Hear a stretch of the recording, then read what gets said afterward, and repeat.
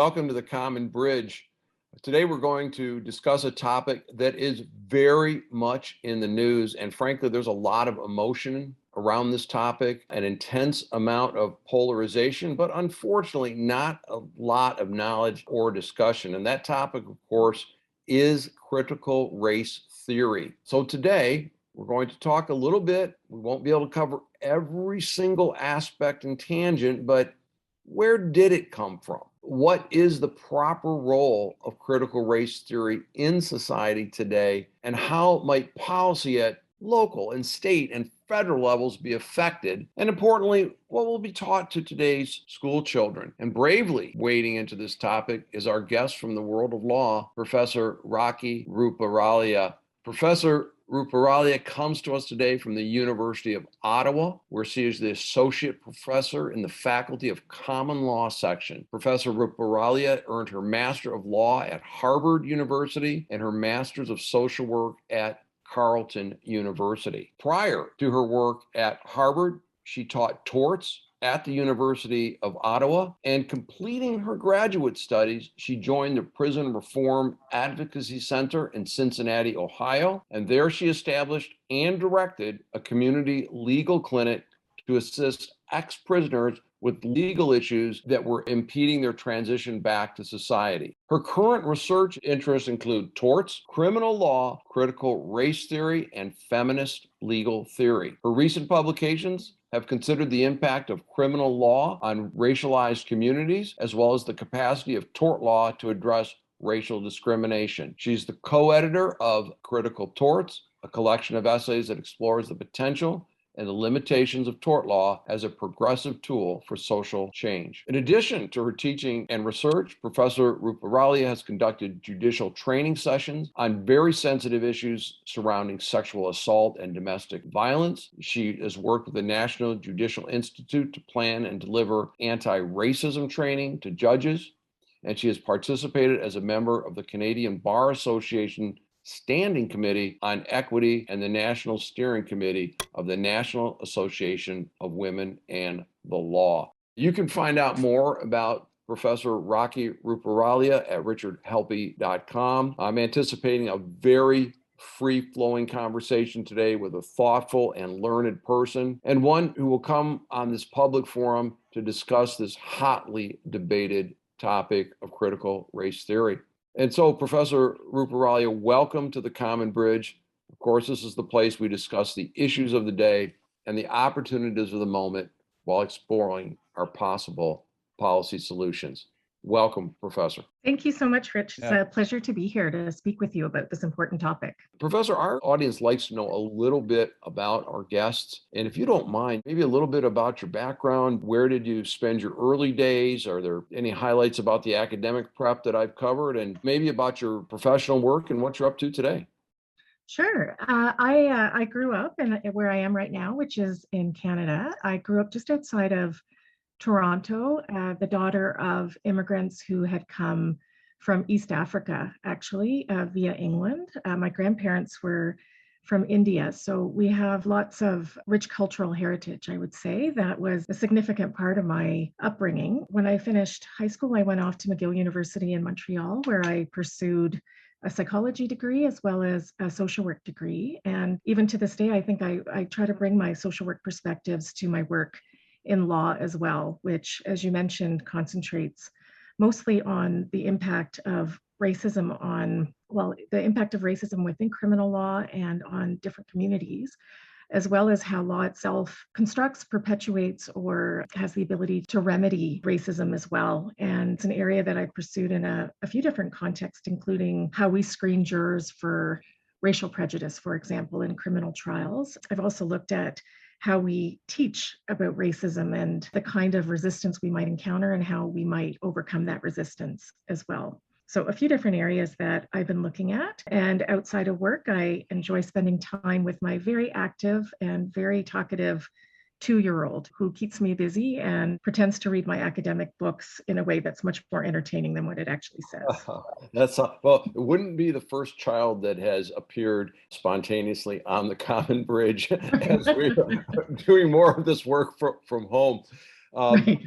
Well, I obviously very well qualified in this topic, and the personal background just really enhances the kind of insight that you can provide. Let me just start. Is there a lay definition for critical race theory? Just what is it? Yeah, and I think it's a really important place to start because we have so much discussion about it, and I'm not sure that there's a lot of understanding about what it actually means. Essentially, where it comes from, it's actually a very narrowly subscribed to, I would say, academic framework. So this is not really something that has been out in the public, but it originated in legal scholarship. The idea was that there were a group of scholars who realized and recognized that racism was not being considered as a central tenet of how law operates. And so critical race theory is really looking at how is race interwoven with different institutions, including the law. So essentially, it's looking at how does systemic racism operate. And although it started as something that was of interest to legal scholars in particular, who wanted to focus on racism and make that central to their understanding of how law operates, it also has extended beyond just legal institutions to government and policy and other areas where we can see that racism still inhabits space and affects policies and how people experience society.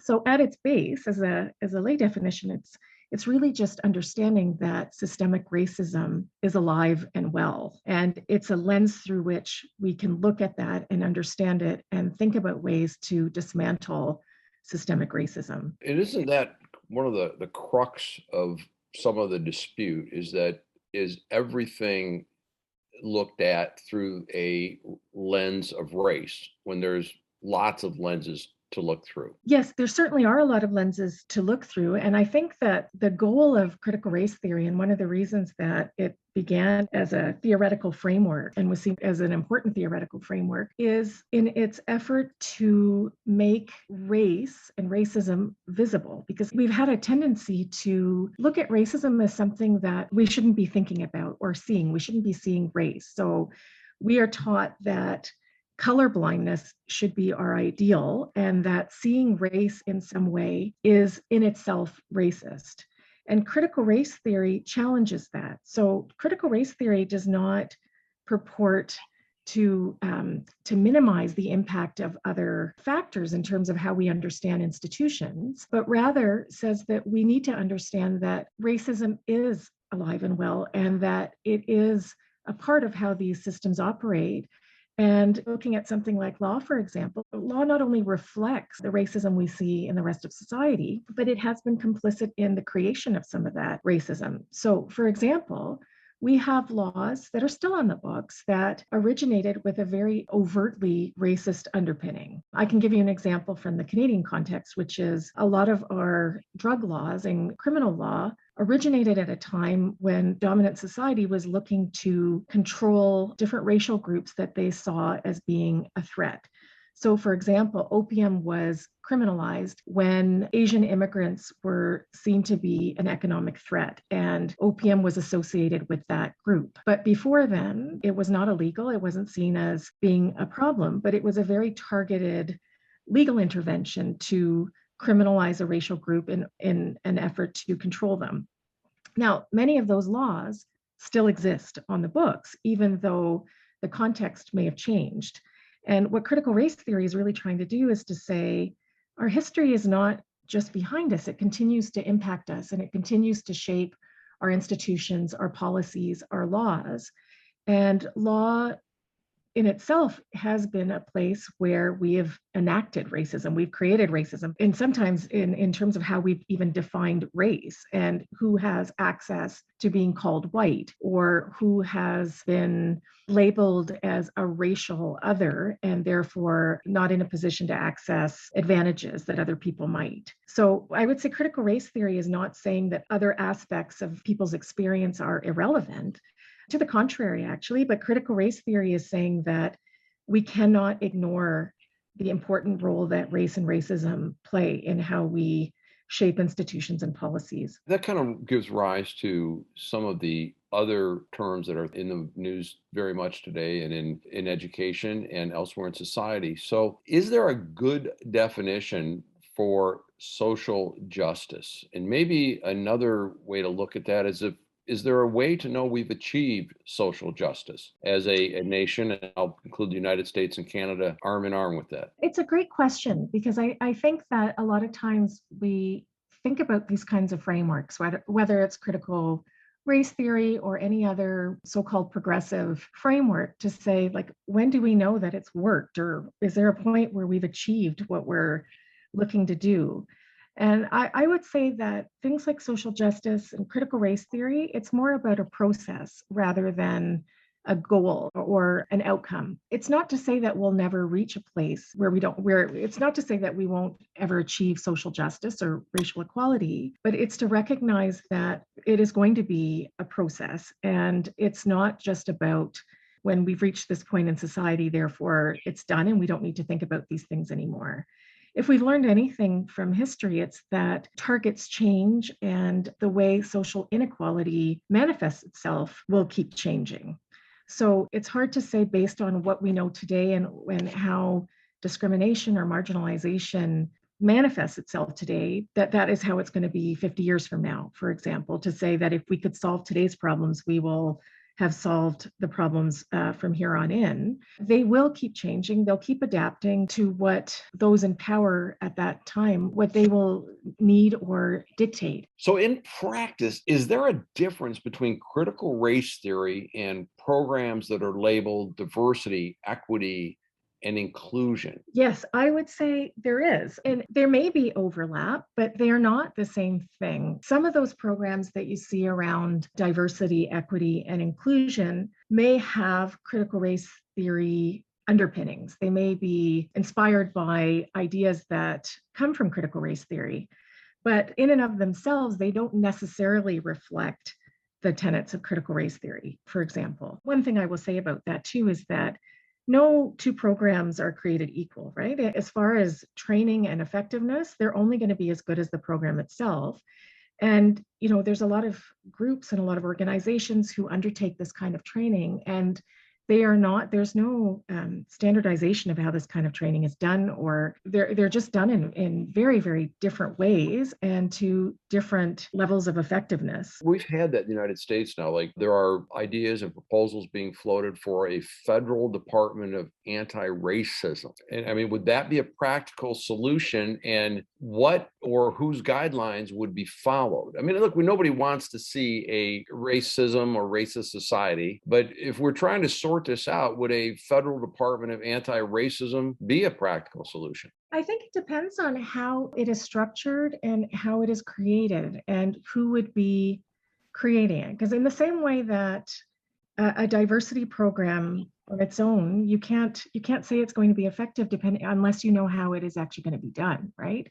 So in theory, that might be a place to start, but some kind of federal agency is only going to be as good as the resources that it has, the thought that goes into it, who gets to shape how this agency would work, what would its mandate be. All of those things would be question marks, right? And if it was done properly, I think it could be very effective, but it really depends. Like, I think that the same challenges that we encounter with training type programs, whether it's diversity, inclusion, equity, sometimes the critique of them, even from critical race theorists, is that they are token efforts to address a much larger problem.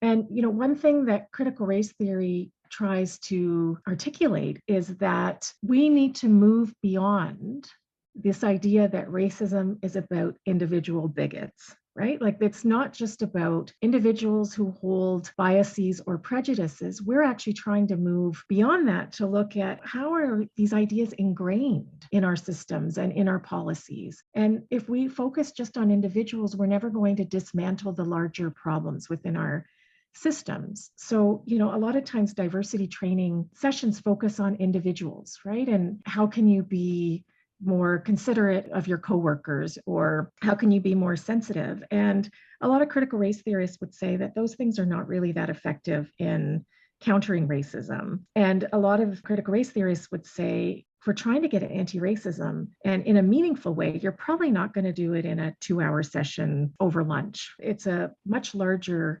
undertaking.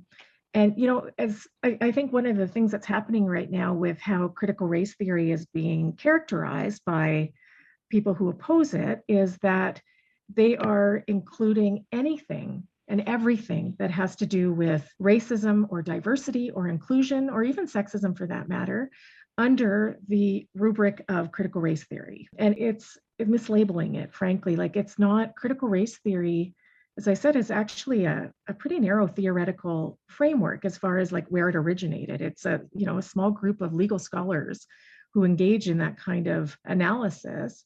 And yet now anything that has anything to do with thinking about anti-racism, thinking about white privilege, thinking about anything that might be even remotely connected to diversity, equity, inclusion is put under the category. I understand that nuance.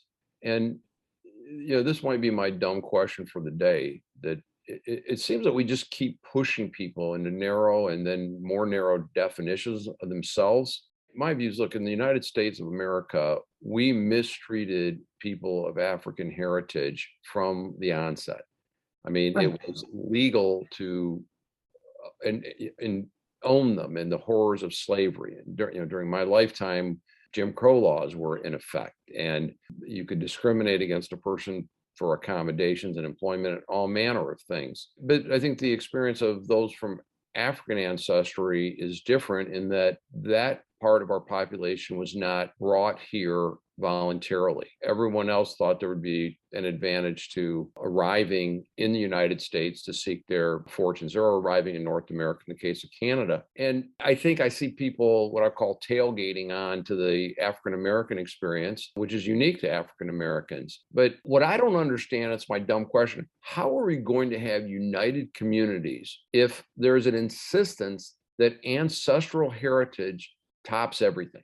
Well, I think the response to that is that critical race theory and people who are advocating approaches to anti-racism are not suggesting that ancestral heritage trumps everything. So their focus is really on the systems, right? Like, what systems do we have in place right now that result in some people in society being advantaged by those systems and some people being disadvantaged? When we're talking about what is divisive and what is unifying, which has come part of the discussion of critical race theory as well, with accusations that it's actually causing divisions or will cause divisions if we allow critical race theory to be part of our children's education. We have to also question who gets to decide what's unifying and what's dividing. And the answer is usually, whoever is on the side of being advantaged by certain systems gets to dictate the terms of it, right? It's like, who gets to name the game, who gets to set the rules for the game, and who gets to decide who wins the game.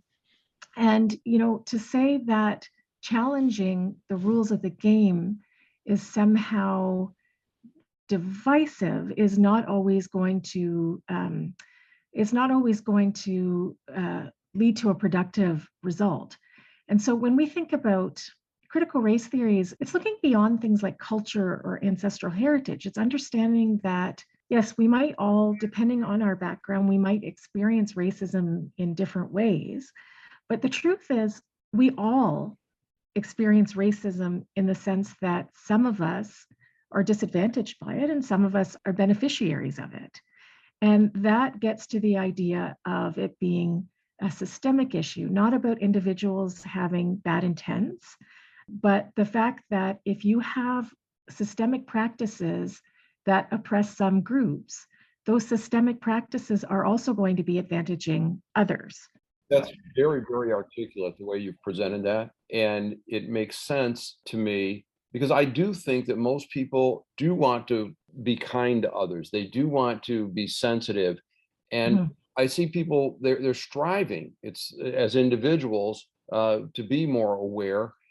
But they can be between a rock and a hard place if you are admiring the music, the fashion, the food, another culture? Are you making strides toward unification, or are you appropriating the culture? And you're kind of between a rock and a hard place. And certainly with my heritage on my father's side, not a lot of the food's great. Okay, I'm really happy to be in America. But as a person of purely Northern European descent, a white person, Right. is it possible for that white person to not be a white supremacist or a racist? Because I know that when I'm watching Mhm. reporting, it's like, okay, you were born with a certain hue, your great grandparents were of a certain hue, therefore you must be a white supremacist or a racist.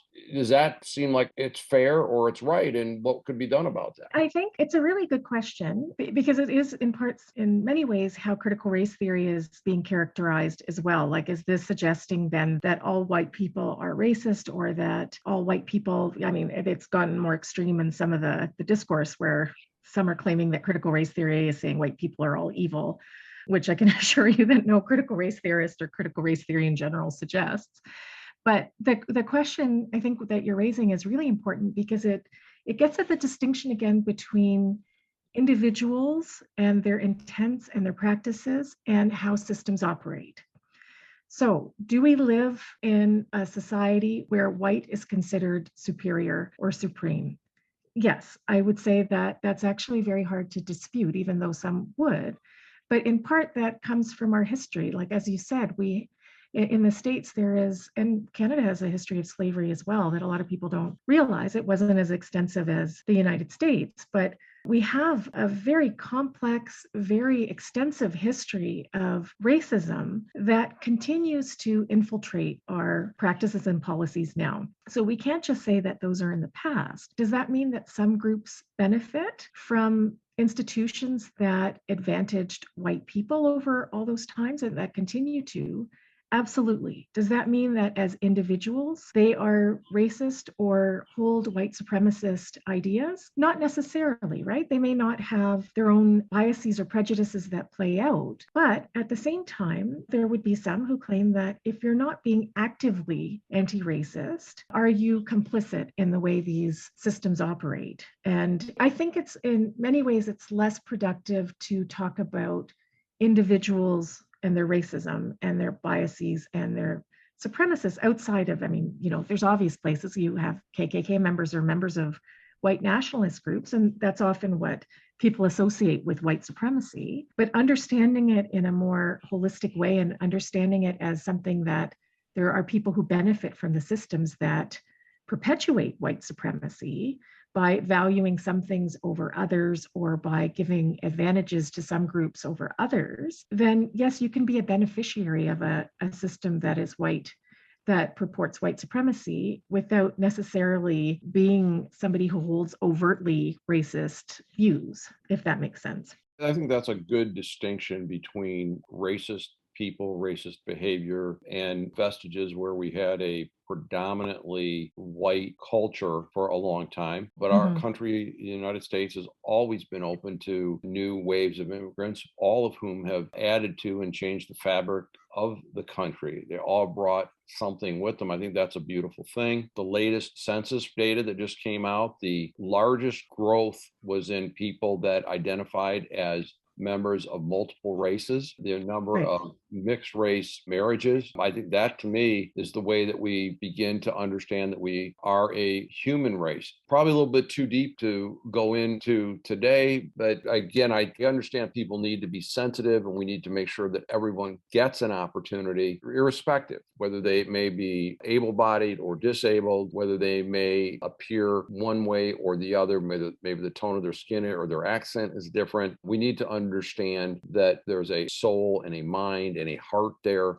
Mhm. begin to deal with each other that way. And frankly, I think our society will begin to reflect that. But of course, in the meantime, and the thing that we're battling against in the common bridge is this incredible partisanship and this divide that's being fueled by our so-called reporting industry. Refuse to call them journalists. Mhm. Look, I tried to compile the biggest and most prevalent objections to critical race theory. And unless someone wants to listen to a 6-hour podcast with you and I, we can't cover them all. Right.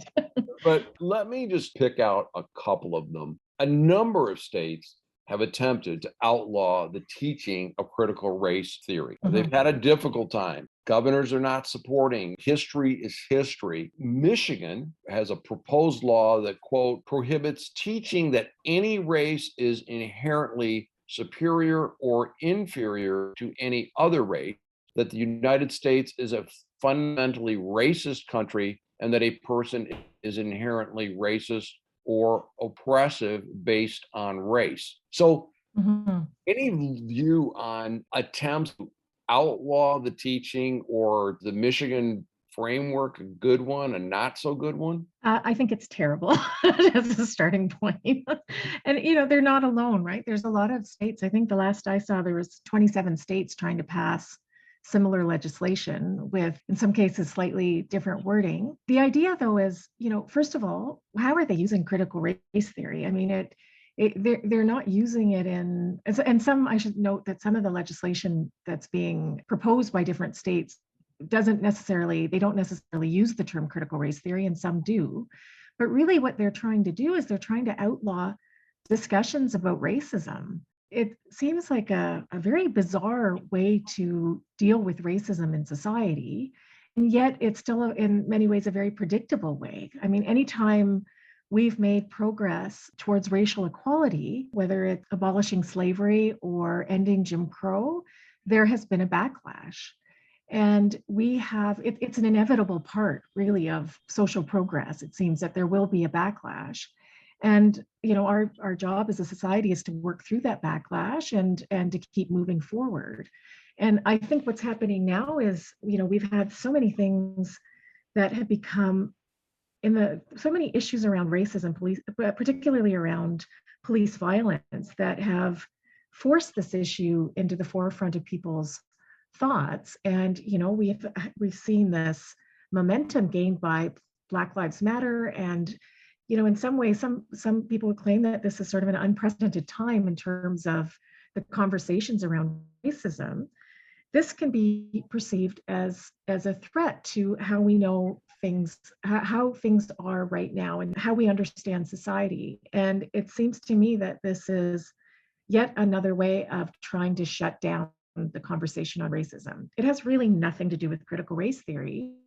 It's about, let's not talk about this, and characterizing discussions about racism as being racist in and of themselves, which, again, it doesn't really make a lot of sense. And to try to claim that we're going to, pardon the pun, but whitewash history and pretend that racism wasn't really a key part of how society developed. Like, you can't really talk about American history without talking about slavery.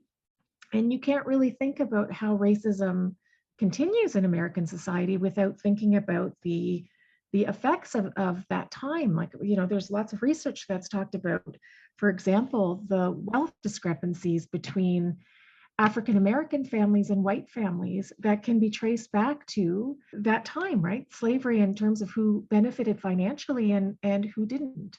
So, it's not just about present day racism that's affecting us, it's our historical context. And take away that historical context because we would rather not think about it, or we'd rather pretend that we live in an equal society and that we always have. That does nobody any good. That's not a benefit to white groups or communities of color. And it certainly doesn't do anything favorable for our kids by not teaching them what their history is, how racism continues to operate. And thinking about it as something that's divisive or that might make some kids uncomfortable, we also have to think about which kids are those, right? Like, who's going to find that divisive? And for whom is this conversation supposed to be made comfortable?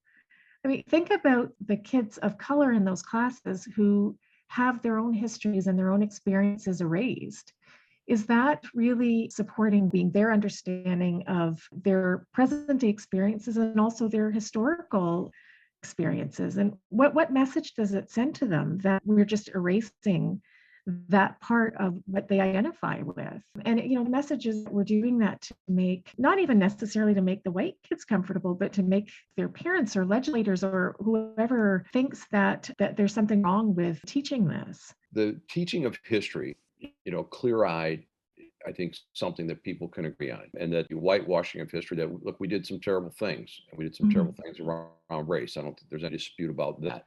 When I consider things like, we can look at race-based police violence, people look at, well, that is a current day problem, needs to be addressed. But the difference is that I think some of the critics of critical race theory would say is that there's a four-part framework that, hey, don't teach that the United States is fundamentally racist or sexist. You can teach that there were racist issues, there were sex discrimination, but look, is that the basis of the country? So can we teach a more complete history? Can we talk more candidly about the issues today without having to try to say that the roots of why we exist as a nation are baked into overt racism? So I guess my first question to you about that would be, who's teaching it this way, right? Because I mean, one of the it's in many ways that these concerns, they've been constructed in some ways out of thin air. There's no indication when we're talking about critical race theory. I don't know of any schools from kindergarten to grade 12 who are actually teaching it as a critical race theory framework like you would learn about in graduate school in law if you're studying this area. Again, all I tried to do was gather what people were saying against it, because I'm not the subject matter expert at all. But you say, who's teaching it? Well, the National Education Association, which is the largest teachers union in the United States, had a full-throated endorsement on their website. And when people were made aware of it, the NEA backed off days later. So I don't think it's... So, sorry, when you say endorsement, so you mean endorsement of critical race theory as an approach? It is an approach and something that can be taught. And then... But I think what people are really talking about is to what extent racism should be talked about in school and how it should be talked about, right? Because we're not, critical race theory, again, it's sort of it's a misnomer for what people are talking about, what their issues are with education. I can promise you that no kindergartner is reading scholarship by critical race theorists from law. Even to your point, though, I've gotten various reports that first graders were asked to deconstruct their racial and sexual identities and rank themselves according to their power and privilege. And I'm trying to run these to ground. And one of them was reported in about a dozen places. What I found was it was one report was pointing to what was reported elsewhere, which was reported by another place. I never got down to, here's a human being that actually made this allegation. So I don't know where that came from. So I see that my natural suspicion is raised. I've not personally seen that. And I do a lot of work in schools, and schools that are America. They're racially balanced, same-sex couples. We've got transgender kids, and we're all just about trying to help them achieve. And we like making sure that the young women understand that math and engineering and computer science is something within their grasp. They love the movie Hidden Figures. And yet we have others in the academic community saying, well, math is racist, which I kind of want people measuring my medicine and building my bridges just to do good math. And I know lots of good mathematicians of every stripe. But the question you posed was, who's teaching it? Well, the NEA came out and said that's what they're doing. My point, Rich, would be, how are they teaching it, right? So, the story that you talked about with the first graders, that you had trouble kind of getting to the source of it. Yeah. I think that, when there's sort of a campaign against an idea, the opposition will try to pick out sensationalized stories to show the absurdity of something, right? To paint the worst picture possible of how something is getting portrayed. Now, whether that happened or how it happened, it's hard to say without having been there. But it's also to say, it's like the first comment that I was making about diversity training. They're not all created equal. Not all teachers are going to do a good job with teaching anti-racism ideas. And that's another reason why they need support, so that they can build the capacity and the skills to do it in a meaningful and effective way. But to say that we shouldn't be teaching it at all is something very, very different, right? To say that we should be teaching it better, perhaps, is I think something we could all agree on if we could agree on the premise that it should be taught, right? And I guess when I was asking about who's teaching it this way, do we have any evidence that anybody is teaching racism in that way to have people say that I know you came across that one story, but to generally say to teach kids that, well, if you're white, then you are evil. And if you are a student of color, you are oppressed. I would say that's a complete misrepresentation of what that kind of. Well, that was my point. I'm out trying to find it, and Yeah. I don't have any personal experience, and I can't find a good primary source. And yet, I do a lot of research. I've invited many people to come on this program to talk about this that are pro or anti, and it seems like nobody wants to come out of the shadows. I just thought it was so prevalent in the news. I wanted to shine some light on it and get some perspective. And there's a lot of noise out there, and I'm trying to help sort out the noise. Yes. And I think that's really important because I think you're absolutely right. There is a lot of noise out there.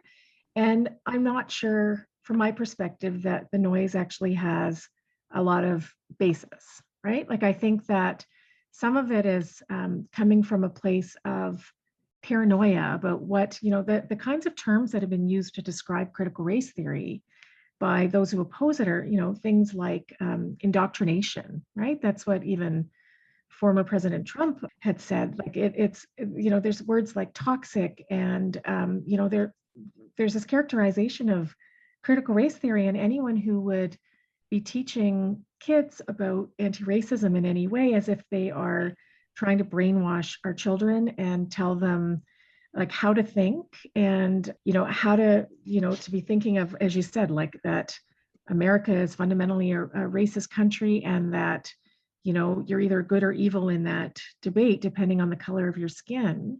It's just a mischaracterization of the debate, but it's also, I think it reflects the way that critical race theory is being misconstrued to serve a political perspective. Donald Trump has got massive problems, and I've spoken about that. And just maybe shifting gears a little bit, Rocky, and this is fascinating. And I hope that you'll come back, that we can dive deeper into this Oh yeah, I because would love to. this is really, really strong. And I cannot tell you how grateful I am that you've taken this time. But what would your biggest criticism of critical race theory be?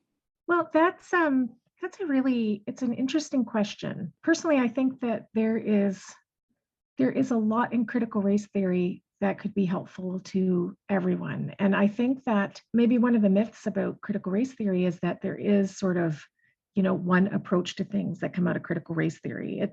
It's just as rich an area as any others as far as theoretical frameworks and different ideas. And critical race theorists disagree with each other as much as scholars or activists in other areas. One thing that I do appreciate about critical race theory is that, one of its basic tenets outside of challenging colorblindness is also to be thinking about how to move theory into practice, right? So it's not just about pontificating and keeping it to the ivory tower, but also like, how do we actually translate this into practice so that we can make meaningful change? So I would say I don't really have actually a lot of criticism about it because I think there's so much of value in critical race theory. But one thing I guess I would like to see now is more, given that this term is out in the public and is being thrown around in ways that are not always accurate from those who oppose it. I think I would like to see more accurate information come out about critical race theory. So I would really like to see critical race theorists sort of have more of a public persona to represent how this could help us. And I think that, we rarely see theories sort of come out into public debate. When we think of something as an academic framework, it doesn't become part of the public discourse. But I think we're at a point now where it's out there, and people are trying to figure out what does it mean and what do we do with it. And I'd like to see sort of have the other voice out there more and more, and to have a more balanced debate so that, the public can be educated about what does this actually mean, and is it really this thing that we should be afraid of for our kids?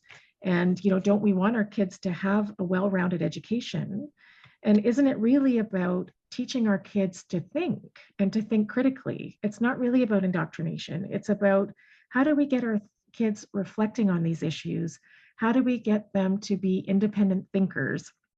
How do we get them to be thinking about their role in social change as they grow up? And how do we get them to assume responsibility for that social change? And all of that starts young, and it comes from ideas that come from many different areas. But critical race theory, we can see how much racism is still affecting our society, and not just in the very overt ways that we've seen with police violence, but in other ways, right? There's still disparities in health.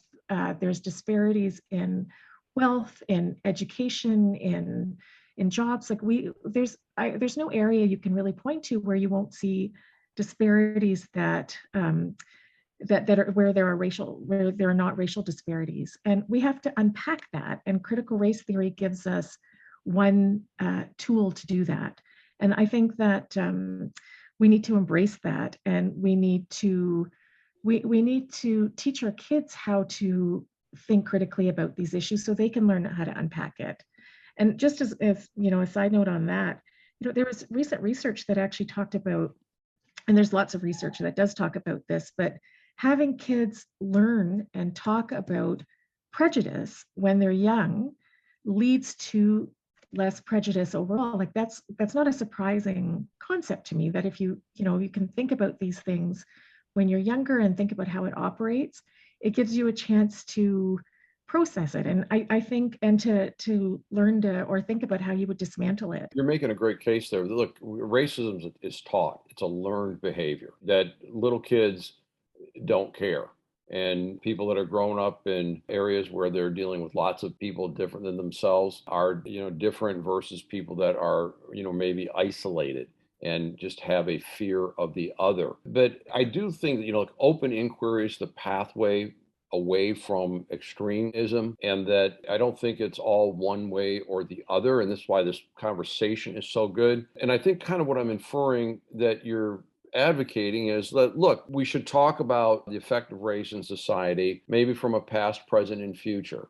Where were Mhm. we 200 years ago? Where were we 50 years ago? Where are we today? What's ahead? I think that critical race theory, what it's really helpful for is it's getting us to ask the questions, right? It's not saying that we have to look at things in a particular way, but it's saying, how do we ask the questions so that we can understand a situation in a more nuanced, holistic way that takes into account things that we've been taught not to take into account, really, to take, to understand the relevance of racism. Well, again, I think you've made a great definition difference between racism and critical race theory. To me, it's been enlightening for me to learn about this and to deal with somebody that is deep into it.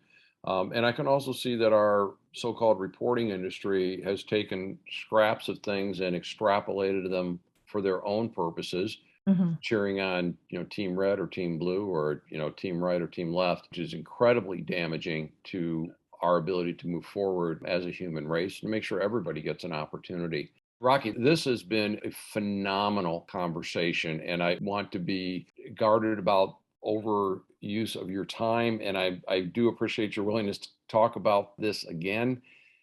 As we kind of move into the close today, I'm going to ask three or four things because it may just be one answer, just to try to summarize where we are. Mhm. Maybe some of the best policies that could be enacted today, if there's a good example, or maybe some bad examples. And are there things that we could recommend people do today or stop doing today And is there anything that we didn't cover or any other closing thoughts that you've got for our audience? Because this is such a deep and broad topic. I think it deserves us meeting again. I agree. I think that there's so much more to talk about because it's really getting at the heart of, what do we do about racism, right? And I think that one of the things that sometimes stalls us is that we spend so much time talking about whether or not something is racist, right? And or whether a system is racist, or like, again, I'm not talking about individuals here, but even the larger questions about policies or processes, institutions. And if we could move past that to understand that racism has been such an integral part of the fabric of society, that we need to think about the ways that it has become sometimes invisible, but such an integral part. That what do we do to move forward? So what I would really like to see is more discussions about, like, how do we deal with it? How do we dismantle it? And that, I think, requires us being able to name it, to talk about it, to be open to those discussions, and to come at those discussions with an openness, right? And an understanding that talking about systemic racism is not an accusation to white people that they're racist as individuals, right? But that to say that these institutions exist. So to get us past our emotional reactions to discussions of racism, past the defensiveness, past our discomfort. And, I think, one of the things that kept coming up in the legislative attempts at banning critical race theory was that, we shouldn't be talking about race in a way that makes people uncomfortable or encourages guilt. I think these are, unfortunately or fortunately, depending on how you look at it, an inevitable part of these discussions. And you can think in your life, pretty much anything that kind of pushes us to grow and to think bigger will cause us some kind of discomfort. And discussions about racism are no exception to that.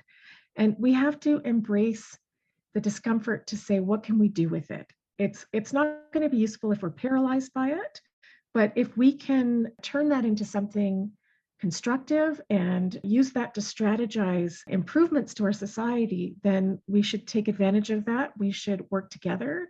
We shouldn't see this as something that's an us versus them. We should all have an interest in dismantling racism. It will make for a better society for all of us, as utopian as that might sound, but that is the direction that I would really like us to go eventually as a society. Well, I would say you'd have my full-throated and full-hearted support for that we can't deal with the issues of the day or seize the opportunities of the moment unless we have real discussions. We see so much turmoil in our world today because people want to choose sides. They want to choose a hero that's always right, or they want to choose a villain that's always wrong.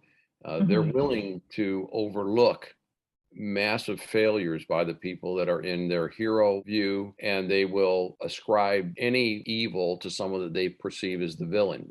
They'll believe almost anything. And that, Right. by the way, is universal. That's right, left. It doesn't matter. It's just looking at the other.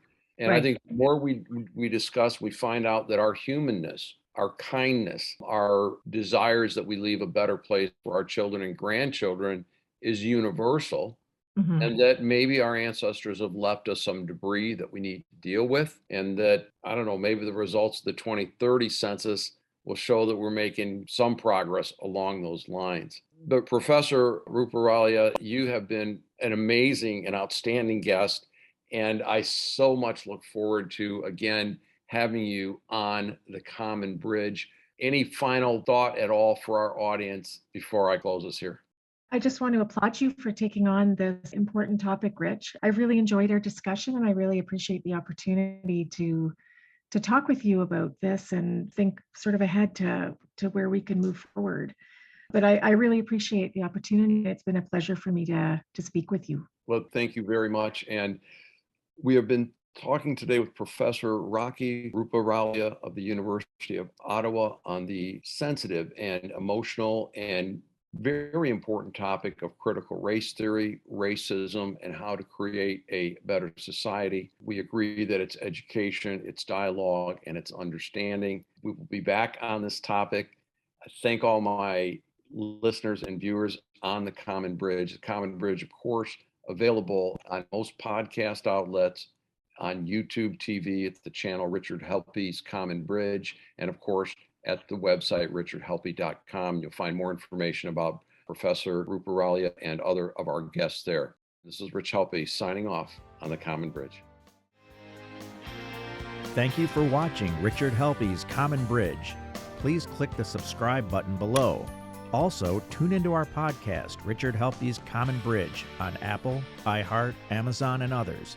Also, be sure to visit us online at richardhelppie.com.